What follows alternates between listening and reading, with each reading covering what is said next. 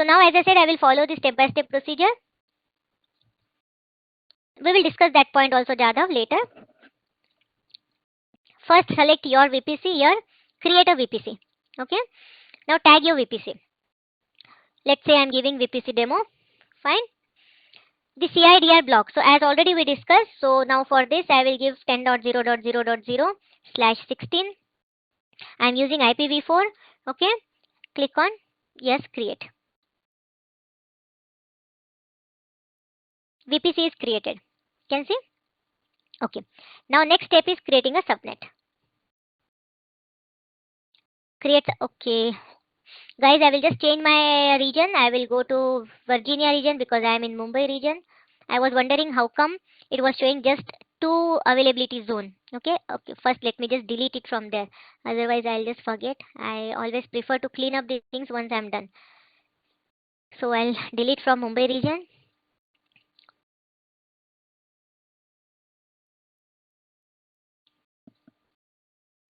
It's better for the practical things stick to one region, because what will happen, just for showing you today, I just moved across the region. So I may miss out deleting the things if I do it across region, right? So I have to check all those regions if anything is left out. So I'm back to my region where I wanted to create.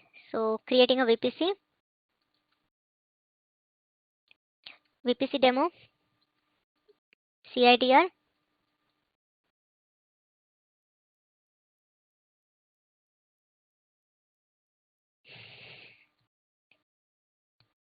Next step is creating subnet. Okay, as per this diagram what we discussed, so I will follow the same flow. So next step is we will create a subnet. Now we have to create a subnet. You can see if you go through this, the existing subnet, all these are part of default VPC. You can see default VPC. So many subnets it has created. Each subnet is there in a different availability zone. If you look at this, see 1A, 1D, 1B. So this North Virginia region has the highest number of availability zones available. Total you can see 6 are there. Total 6 availability zones are there. Okay, so this North Virginia is the only region which has 6 availability zone, but other some has 5, some has 2, right? So now I will create a subnet. Tag the subnet. Let's say I'm creating a public subnet because I want to launch the resources, the public resources in this public subnet. So I'm giving the tag is important. Give a proper tag. Select under which VPC you want to create. So VPC demo I'm selecting. Availability zone, I want to launch it in the 1A, okay, and the CIDR. So for this public, I am giving 10.0.1.0/24. Okay, create.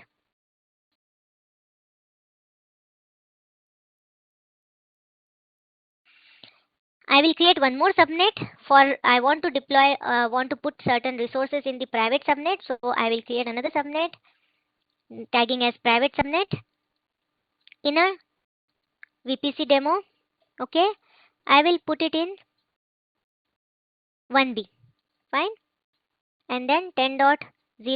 I am giving 2.0/24. Why I am using 24?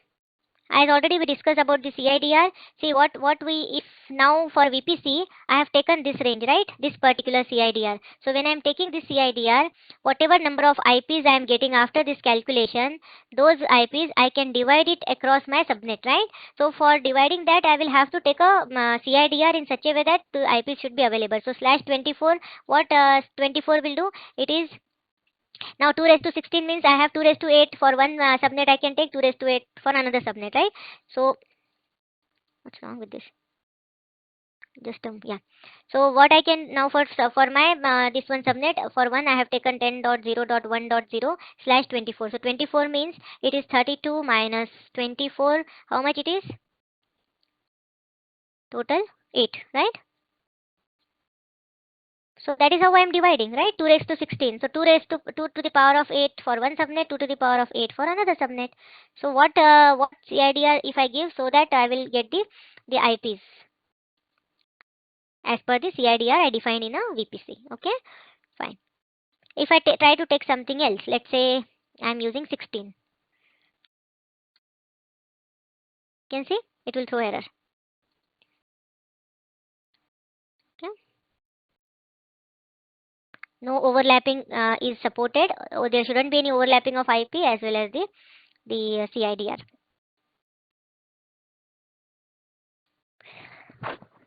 I hope it is clear now why what is /24 I am using, right? The CIDR range supported is always between 16 and 28. So you'll have to use these numbers. Okay, that is the standard in AWS.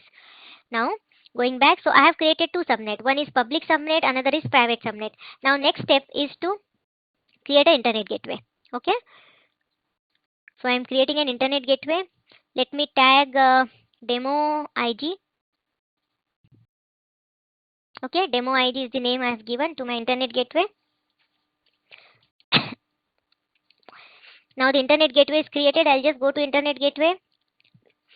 Now you can see the status of my internet gateway is detached. Okay, so I will have to attach it. So click on action, attach to VPC. Select your VPC. Now the moment you click on pull down list, it will show you only VPC, right? Now what is important here? Just take a note of this particular point. It is important from exam point of view. Remember that one internet gateway can only be attached to one VPC or to a single VPC. One internet gateway can only be attached to a single VPC. You cannot have more than one internet gateway in a VPC. Only one internet gateway, one VPC, or one VPC, one internet gateway. Okay, as you can see, I created an ID just one. You cannot have multiple. Let's say I have created multiple public subnet. Okay, within VPC I want to have multiple public subnet, but we can do that. We can have multiple private, multiple public, not just two. We can have more than two also. But internet gateway will be just one. I am repeating once again as an exam tip. One internet gateway can only be attached to a single VPC. That's the reason when I'm trying to attach, it is just highlighting me demo VPC. It is not giving me default VPC option because that default VPC already have an internet gateway. Okay, so I'm selecting this, attaching it. Fine. Now the internet gateway has been attached. Now moving to the next step, what I will have to do, I will have to modify the route table. Okay, if I go back to this one, the route table of my public subnet should have an entry of internet gateway, right? So I will have to modify the route table. So I will go to route tables. Now, if you see here, for the demo VPC, already a route table has been created. The moment you create a VPC, it will default create a route table, and that will be your main route table. If you see the flag, the main flag, it is yes. Okay, so you can use the main route table, or it's better that you create a separate route table just to avoid the confusion. What we will do, we will create a separate route table for private subnet, separate route table for public subnet, just to keep the things proper organized way, right? So I will create a route table. I will tag it, let's say PRIV private route table under default VPC, under demo VPC, create it.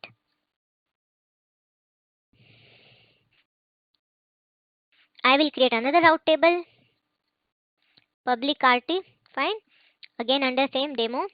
Why I am creating two route table? I want one route table for private, one for public. Now remember one thing for route table, a single route table can be associated with multiple subnet. Okay, but one subnet can have only one route table. One subnet can use only one route table at a time. It cannot use multiple route table. But a single route table can be associated with a multiple subnet. Okay, if I just show you the main route table, let me just show you the VPC demo, the main route table. Let's see the routes of that. Okay, as I'm clicking on routes, look at the routes. If you see, the destination is this one, the CIDR what we gave, and the target is local, right? So by default this local entry will be there, and this local entry is used for, do you remember what is this, what this signifies? What kind of communication will it give me? Can anyone tell me?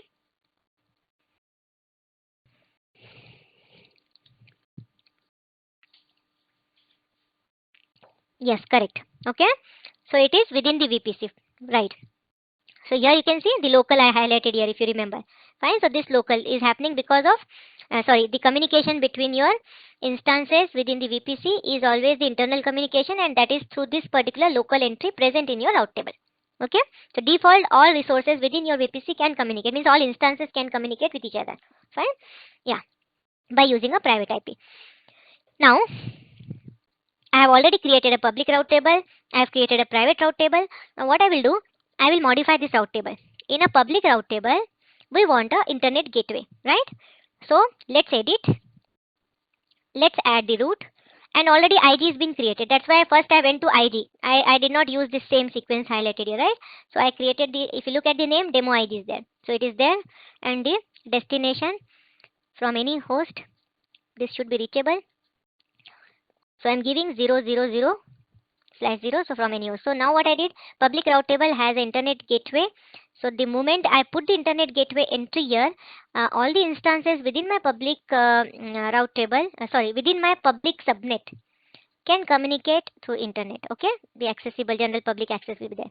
But now just I modified the route table, I still have to do subnet association. So I'll go to subnet association, I will do edit, and then I will select, which one should I select? The public one. Okay, so the tagging is important. While looking at this, I can easily make out. Fine. So public subnet in a modifying associating with a public route table. Presently it is using the main route table, you can see, but it will get changed. Now likewise I will modify the private route table. Routes I will not modify at this point. We have not created the NAT as of now.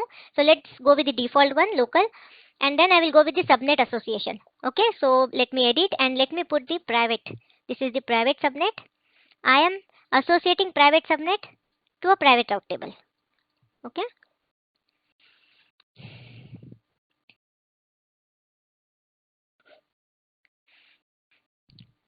Fine. So we have done with the VPC part at this point. Now I'll just see if you compare with this, what I explained. VPC I created a public subnet. See, I created VPC, I created public subnet, I created private subnet, I created internet gateway, I modified the route table of my public and entered the ID, right? This netting part we will do later. Now what we will do, we will put the instances. Fine. So one instance I'll put in a public, another instance I will put in a private. Fine. So that is the next part of it. Now I will go to the services, go to EC2 service, compute. Fine. I just want to tell you at this point, I will not explain the complete EC2 because it's a separate topic. So I will quickly just launch the EC2 instance. If you want, you can follow the same procedure to do that. Explanation we will do it in the EC2 topic. Okay. So I will select launch instance, and the first one you can see Amazon Linux. It comes under free tier. So I will just select this one. T2 micro, again it is highlighted free tier, so I will just click on this one. Here now configuration instance, here I have the network. So under network it will highlight my VPC. Okay, so I will, under which VPC I want to deploy this instance, that I have to choose. So under my demo VPC I want, and then the subnet. So we have two subnet in this, right? So private and public. So let's put it one by one. First I will put in a private subnet, and next I will, another instance I'll put in a public subnet. Now since it's a private subnet, auto assign IP, that is, it will automatically assign the public IP. I do not want, so I will just go with the disable. Okay, that's it. Only this option at this point. Remaining, as I said, we will discuss in the EC2 topic. So I'll just click on add. Now I will do the tagging just for our understanding. I selected this for private, right? So EC2 private.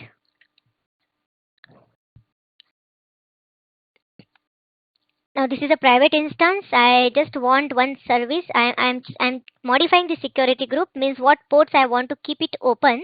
Okay, so I will click on anywhere and will put HTTP just to showcase you some demonstration. I will have to use this. I'm keeping this port open, SSH and HTTP port. Okay, review and launch. That's it, launch. Now the last step is to select the key pair file. I will showcase you, Vasant. Just hold on. The last option is key pair file. So you have to connect to the instance. You need a key pair file. So either you can use the existing one or you can use the new one. So what I will do at this point, I will create a new one. Okay, because I want you to do the complete demonstration. Like I want you to do the complete hands-on of your own. If I use the existing one, you will not understand how did I do the conversion of my key file. Okay, so I will choose creating a new one so that you can use this. So now I will specify the name. Let's say new key. Okay, download this file. So just follow the same procedure what I am doing. Even if you are not able to understand, just hold on till we reach to this particular EC2 topic. So what I did, create a new key pair, specify some new name, whatever name you want to give, and then download it. So it will get downloaded.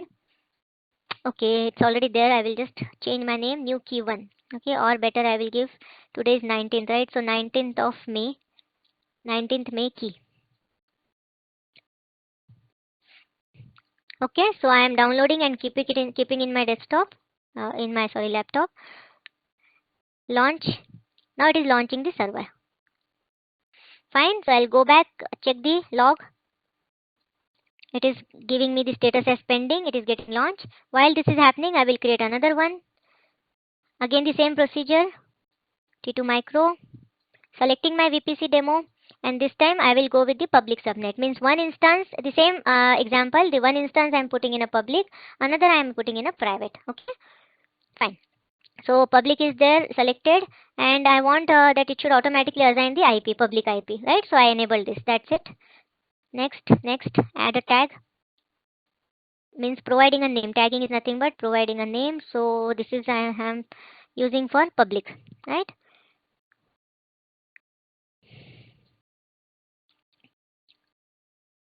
Just modifying the security group. I want to put SSH and HTTP port open. Now this time I will use the same key pair file. Okay, no need to generate a new key pair every time, but if you want you can do that still. Launch. Fine. So now let it get launched. These two things are getting launched simultaneously. I will show you. See, these two EC2 instance are getting launched. Okay, if you see the private one, I just selected the private.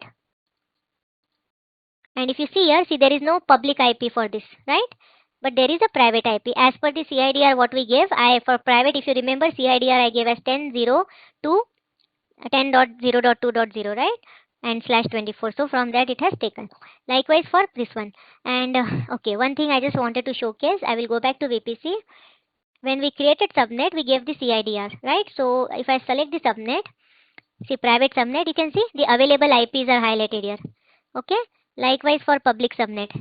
So when we launched that time, it was the count was 251, but now it has decreased to 250 because one IP is already been taken by the instance which we have launched. Okay. So as you launch multiple instance in a public or private subnet, this count will be decremented. Okay. So how many IPs are available as per the CIDR what you give, that will be the count is highlighted here. Okay. Fine. So I am going back to the EC2. Okay. Now this is. Let me show you the instances. Okay, so if I click on public subnet, see it has a public IP. Fine, so by using this public IP, I can connect to the public instance. Okay, and to connect to private instance, I will have to use private IP. Now I will show you both the things, how can we connect as per your question, Vasant. And anyhow, I wanted to show that, but you asked the question, same question. Fine, so now what we have to do? See, both these instances, I have used the key pair, like I have downloaded the key pair file, and the same key pair file I am using. So this is the key pair file. Fine, what we will have to do? To connect to Linux instance, we will have to use a PuTTY, right? By using PuTTY we can connect. That is one thing. Another thing is that the file which we have downloaded is in .pem format, so we will have to convert this in ppk format, right? So this is in .pem format, sorry, and that we will have to convert it into .ppk format, which we do with the help of PuTTY keygen. Okay, so you can download PuTTY keygen, and by using this you can do this conversion. Now I already have that, so I will use PuTTY keygen. I will have to load the file which I downloaded, the key pair file which we downloaded, right? 19th May, this is the PEM file. I have to select. Okay, once I select, I will have to save it. Okay, load it, generate, and then save.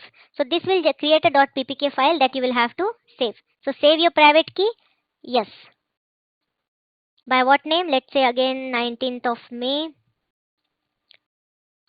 Save it. Done. Fine. Now by using this I can connect to my public subnet. So I will select, it is still getting initialized. I will keep the things ready. Once it is done, I can just connect it. So I will use PuTTY now. I am showcasing you the demo, this one, how can you connect to the EC2 instance which is in a public subnet. Then next step I will show you how to connect to the EC2 instance which is in a private subnet. Okay, both I will show you. Now I am using PuTTY. So here the public IP is there, so I'll just copy and paste it in my PuTTY. SSH, click on SSH, click on auth, and then upload that ppk file, the private key. Okay, so see that this is the private key. It is in ppk format. Okay, sorry. It was the different file, right? Yeah, this is 19th May key. Okay, and then open. Suppose if you do not remember what keypair is, let's assume that you must have created different keypair file for different instance, and if you do not remember, the best way is that you can just select your instance, scroll down, and then you can see it will show you the keypair file name. Okay, so that you will understand. I have many keypair files in my laptop, so I get confused. That's the reason now I am sticking to one keypair file. Okay, fine. Now I have provided the information. It is in the running state. Let me click on open. Yes, see, I am connected. The default login name for the Amazon Linux is ec2-user, and I am connected to the Linux instance. This Linux instance is the public one. Okay, if you see the private IP address, it is highlighted in this, and the same you will be able to see here also. See. Okay, fine. Now let's see how can we connect. Now let's move on to the next step. This I am able to connect through internet. Okay, so the IG what we created is working fine, right? ID entry. We added the ID in a route table, and we are able to connect to the instance which is in a public subnet. It has become public because the ID entry is present in the route table. So from my laptop I am able to connect to the instance which is deployed in a AWS in my VPC. Fine. Now how do I connect to this one? Private subnet. Now private subnet will not have any public IP, so definitely I cannot follow the same procedure. I cannot connect through through the internet, right? So now what I will do, this is anyhow I don't wanted the access from internet to the instance in a private subnet, right, for the security thing. So what I will do, anyhow I am connected to my public. From here I will connect it to my private. Okay, from public I will connect to private by using the private IP. Am I clear, guys? Are you able to follow me? Please confirm. Okay, so next step what I am going to do is, from my public subnet I will connect to, from my public instance I am connecting to private. Fine. So what I will do, I will switch to super user first by using sudo su hyphen. These are Linux commands, so very minimum commands. If you know, it's sufficient for you to understand EC2 as a service. Okay. Okay. Now the important thing is that to have this kind of connection between this instance and this instance, the keypair file, just like keypair file was required to connect to this instance which is in a public subnet, likewise a keypair file is required to connect to the instance which is in a private subnet. Okay, so what I will do, the keypair file of my this particular instance, I will have to add it in my public EC2. Okay, only then it will allow me to connect. Again I am repeating, the keypair of this one I will have to define it here. Okay, the EC2 which is in private, the keypair of that I will define in a EC2 which is in public. Now if you remember, I am not using multiple keypair file. For both I am using the same keypair. So if I click on the private and I will showcase you, I am using the same 19th May key file, right? So what I will have to do, I will have to open that file, 19th May file. It is in my download folder. I will have to use .pem file, not ppk file. Just open this in Notepad++ and then copy this keypair file information in your buffer. Go back here, open the file, any file you can create here. Let's say I am just giving 19th May. Fine, by whatever name you want you can create. .pem, the extension should be .pem. I'm opening this file in an editor in Linux and then pasting that keypair file information. Saving, escape :X, saving and coming out of that. Done. Now from this particular instance I can communicate with the private.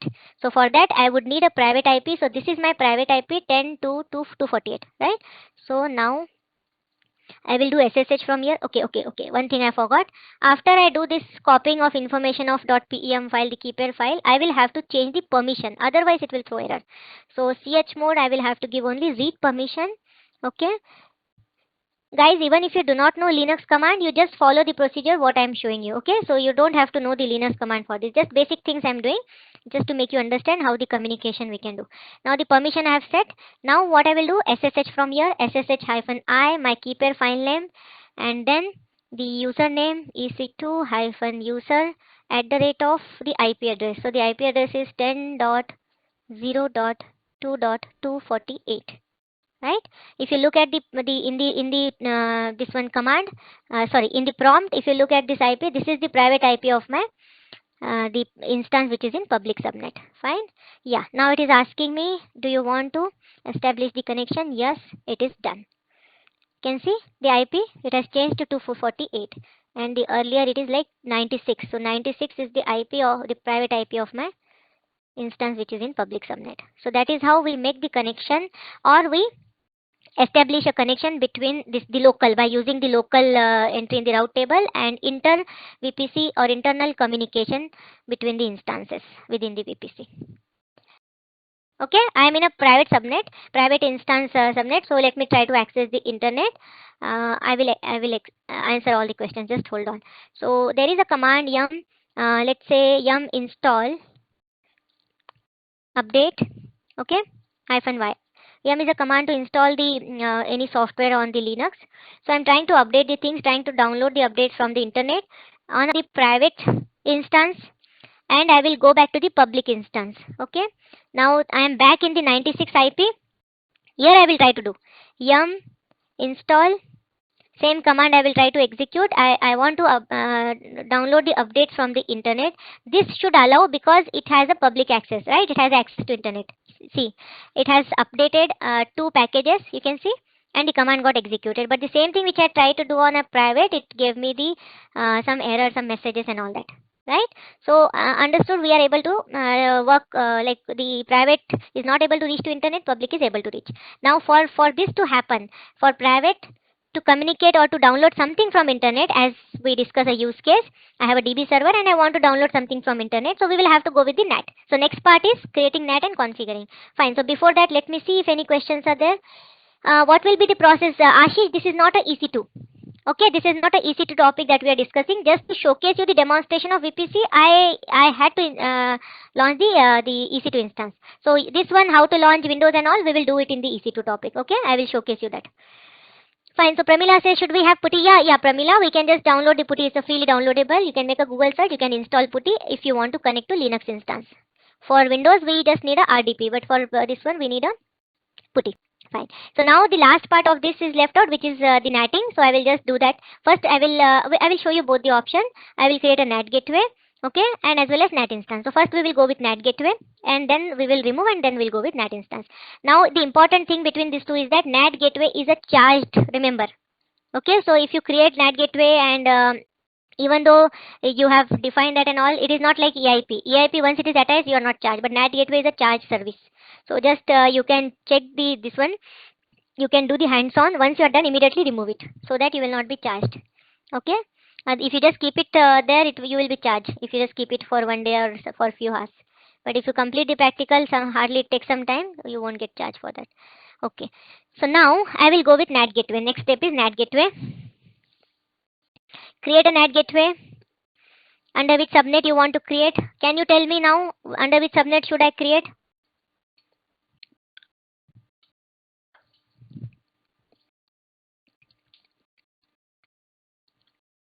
Very good. So all of you are now still present. Okay, presence of mind is there. So I should always put in the public subnet. If you remember this diagram, the NAT, though it is used by private, but it should be defined in the public, right? Now, but you can see here, I am able to see the VPC name and the subnet, the IDs, right? So I do not remember. I will go back and check what is my ID, subnet ID for the public subnet. So I am clicking on subnet.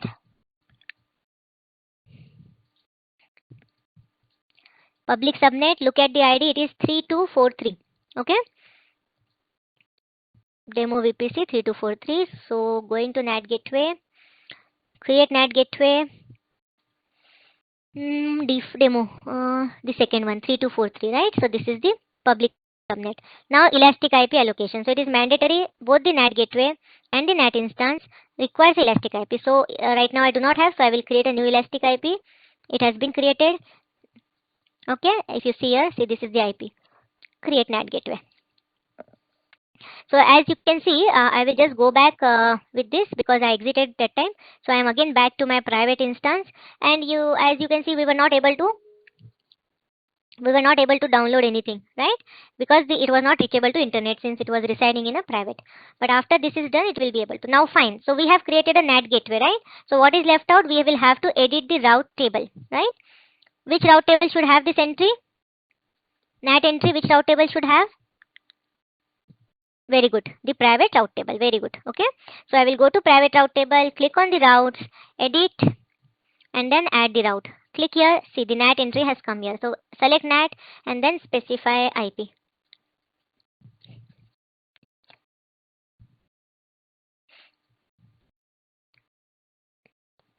Okay, so it is done. Now, since already subnet association was done earlier, now let's do the same thing. Let's see if we can download the things from internet. Okay.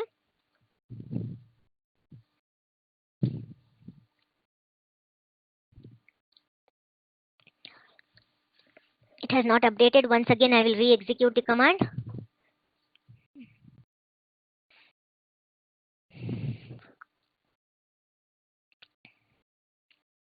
I think the NAT gateway is not still created completely. Let's see. Huh? NAT gateway do not have? What happened? Yeah, I was surprised.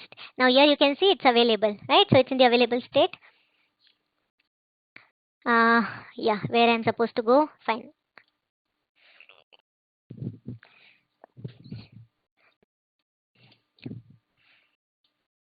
Yeah, it is now the NAT is functioning, and you can see though I am there in my private subnet instance, but still I am able to connect to internet. But from internet definitely I will not be able to connect because it doesn't have a public IP. Okay, it doesn't have a ID entry, only one-way communication possible. Yes, Vasant, we will have to create an EIP is required both for NAT gateway as well as for NAT instance. Okay, if you see while I was creating, it was asking me, see, it is mandatory, star is highlighted here, so it's mandatory.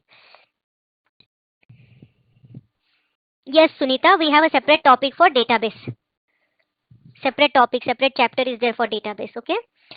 Okay, guys. So this I have done NAT gateway, and we are able to connect to internet. Now, next thing, last thing is I will remove this NAT gateway, and I will show you how can we do the NAT instance.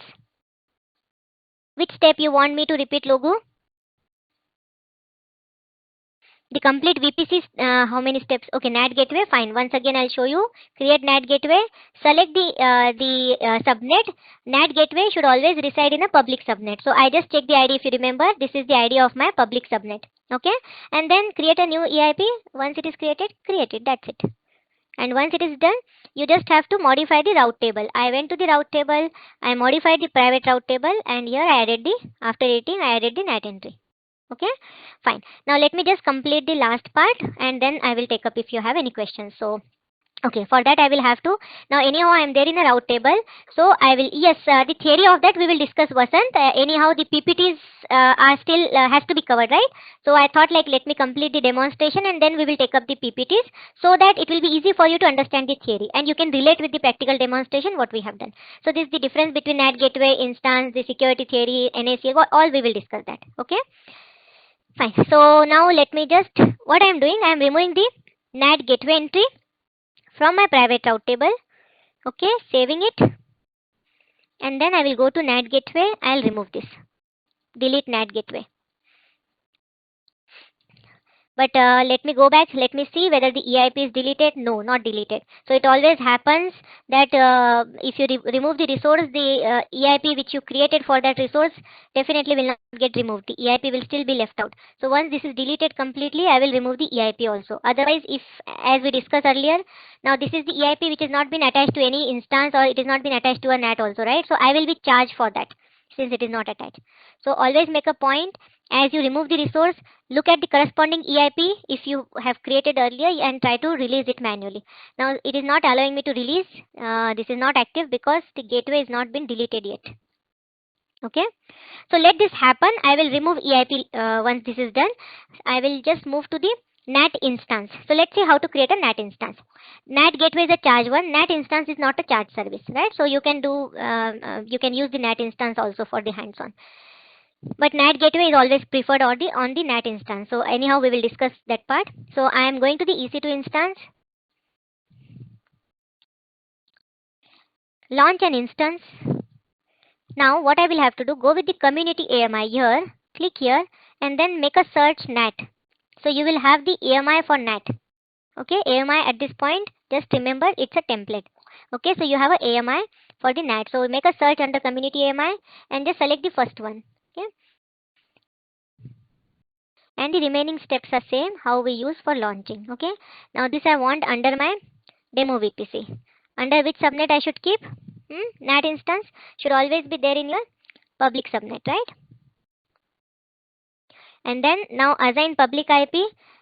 Even if I enable or disable, it's okay, because anyhow I am going to use the EIP for this, right? That's it. So I will just go with yeah, add tag, better to tag it. I am giving name as NAT.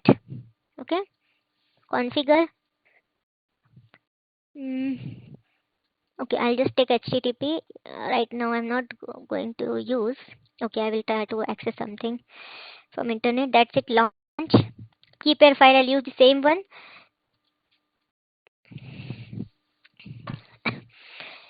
Now let it launch. Meanwhile, I will just go back and will try to release my EIP. Okay, I guess the NAT gateway must have been deleted by this time. So NAT gateway, going to EIP, release it, right? So I just wanted to show you how you can do this. That's why I am using this release. So you will have to manually release it. Done. Fine. Now what we will have to do, for NAT instance also an EIP is required. Okay. So we will have to, as I'm going to the instance, the NAT is still in the initialization state. Okay. So what I will do, meanwhile, I will create a EIP for NAT instance, and I will attach that EIP to my NAT instance. This is the two step that I'm going to do. So I will go back to services.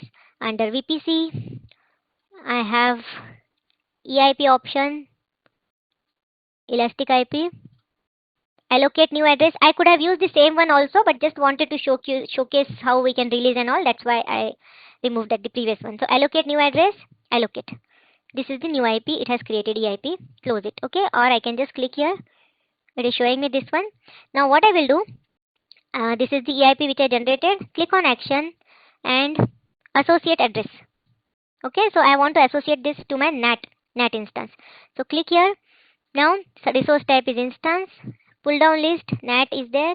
I will select NAT. That's it. Associate.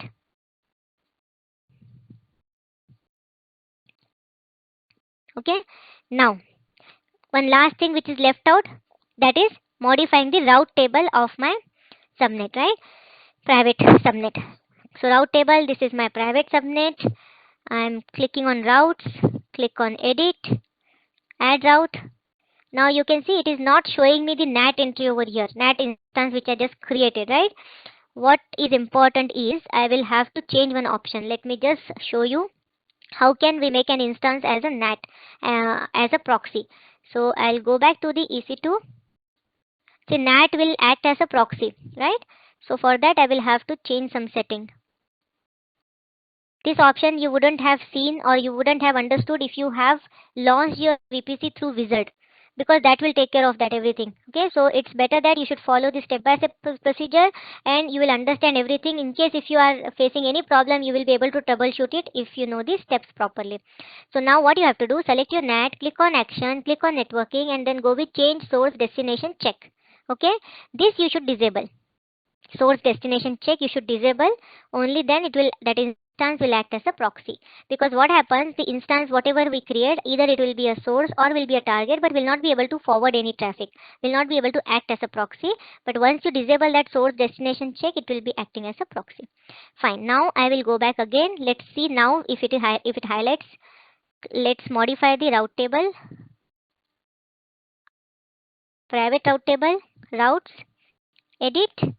Okay, add another route, click here. Now automatically the NAT entry has come here. Okay, so I will put NAT instance.